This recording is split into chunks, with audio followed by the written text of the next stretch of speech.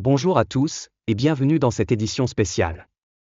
Comme annoncé par nos équipes, il y a quelques semaines, un être cher quitte le navire.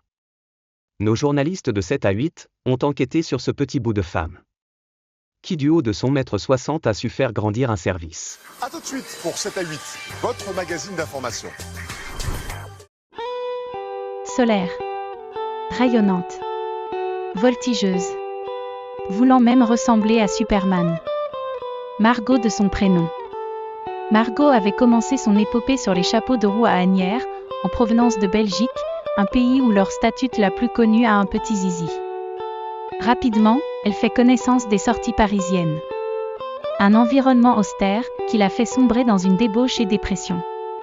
Jusqu'en 2021, où un événement planétaire vient la sauver.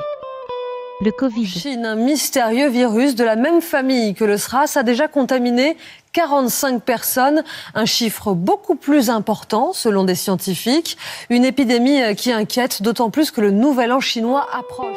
Elle rejoint alors l'armée de Levallois I. Le destin, disait-elle. Elle avait pu enfin trouver une famille, des collègues en or, qu'elle ne trouvera nulle part ailleurs, une sérénité et une paix intérieure. Margot faisait le bonheur de son service. Bien aimée de ses collègues.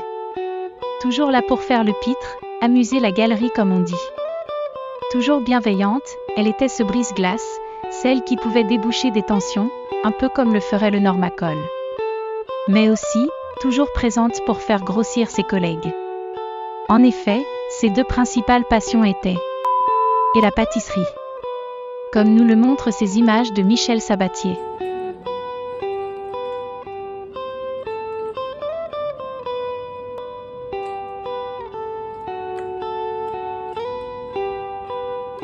D'ailleurs, Margot a ce projet d'ouvrir son enseigne de pâtisserie en alliant ses deux passions. Et sa spécialité, les beignets fourrés à la selle. Mais attention, Margot n'était pas cette femme parfaite, image qu'on aurait pu penser. Margot visait les plus hautes sphères de cet hôpital, jouant un double jeu. Surprise à plusieurs reprises en train d'espionner son chef. Voulant être calife à la place du calife. Mais voilà. Elle était aimée. Dans quelques jours, Margot fera ses adieux à ses collègues, à ce service. Elle partira avec plein de souvenirs, des collègues qu'il aime et peut-être aussi une tête fémorale qui n'aura jamais été retrouvée. C'était elle qui a volé la hanche du patient, comme chantait la Star Academy. Mais Margot restera à jamais gravée dans les cœurs des Levalloisiens. Je sais que nous nous reverrons un jour ou l'autre. Salut mon pote.